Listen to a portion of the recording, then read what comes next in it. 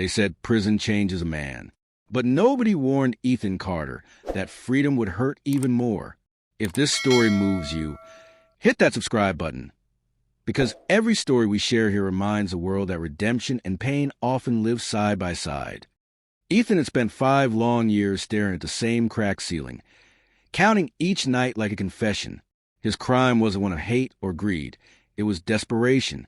A father who stole to feed his daughter after losing everything. The world called him a thief, but his little girl, Lily, used to call him Daddy the Brave.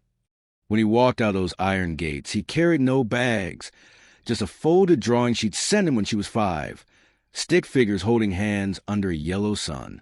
That memory was his light through the darkness. Now she was 8, and waiting, or so he thought. Ethan's boots crunched over the gravel path as he approached the small house at the edge of Milltown. His heart thudded with the rhythm of fear and hope. He had written to her mother, Mia, dozens of times, begging for a chance to see Lily. No reply ever came. Still, he hoped she'd change her mind. He knocked. Once. Twice. Then the door creaked open. "Ethan!" Mia's voice was a whisper, shocked, uncertain. She looked older, thinner. Her eyes darted behind him, scanning for trouble. I just want to see her," he said, his voice cracking. Mia hesitated. "You can't just show up like this. She's been through enough." "What do you mean?" His stomach turned cold. Then, from the hallway, a small voice broke through the tension. "Mom? Who's that?" Ethan's heart stopped. He knew that voice. Lily. She stepped out from behind her mother, her hair longer now, her eyes a little dimmer. She clutched a worn teddy bear, the same one he'd given her before he was taken away. For a moment, time stood still. He knelt down, tears blurring his vision. "Hey, baby girl, it's me." Lily froze, gripping the bear tighter. "Mom said you were gone." Mia looked away. "I told her you were somewhere safe." Ethan forced a shaky smile. "I am now, and I came to see you." Lily's small hands fidgeted nervously. That's when Ethan noticed it. Long sleeves, pulled tight despite the heat. Her wrists trembled as she hid them behind her back. "Sweetheart, why are you wearing long sleeves?" "It's warm today." Her face went pale. She mumbled, "I don't like short sleeves anymore." Ethan frowned. "Did someone hurt you?" Mia's tone sharpened. "Ethan, please, don't start." But before she could finish, Lily flinched as the sleeve slipped slightly, revealing faint lines, thin, pale scars, running across her arm. Ethan's world shattered. "Lily, what happened to you?" His voice cracked into a whisper. The little girl froze, eyes wide. I didn't mean to. I just wanted to stop the bad dreams." Ethan's knees gave out.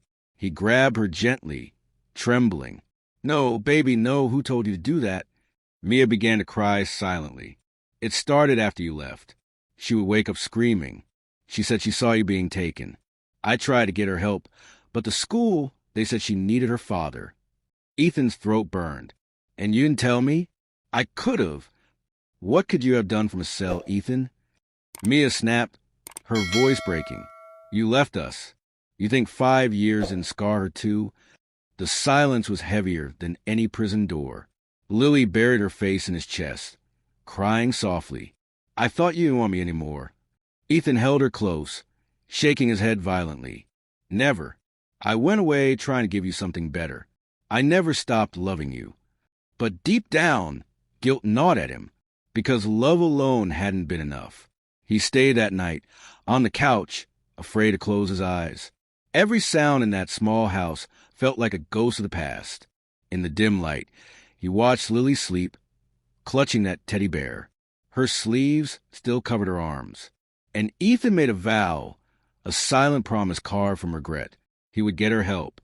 He would stay clean. He would be the father she needed, even if the world never forgave him.